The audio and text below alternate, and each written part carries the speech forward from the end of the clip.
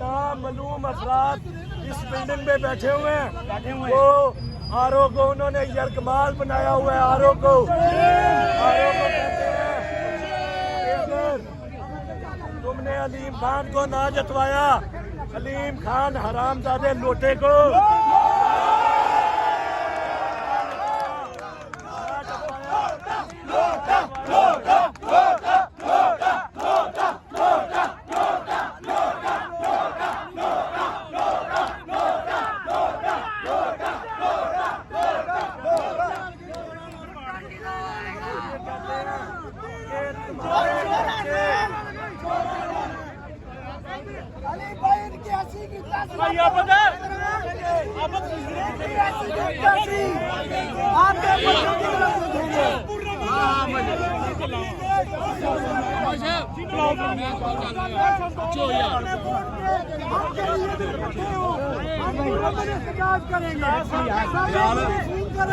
दोस्तों को फोन करें, वो इधर आए।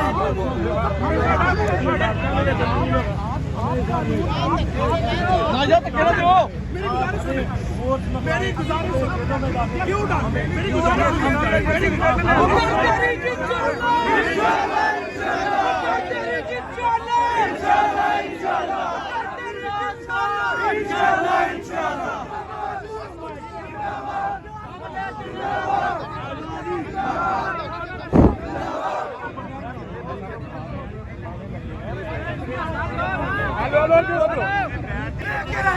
आजादी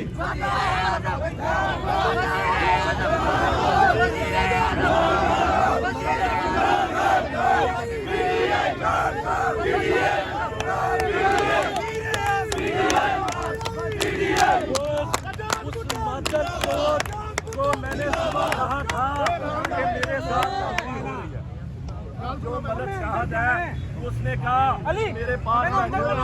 मेरे पास बैठे हुए हैं, मेरे कहा ये जाता है हमारे बच्चे उठा लिए जाएंगे।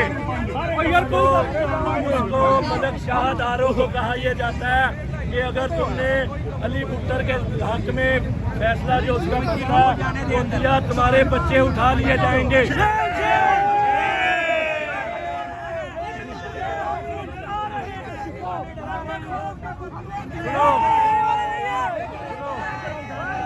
जो नामालूम अफराद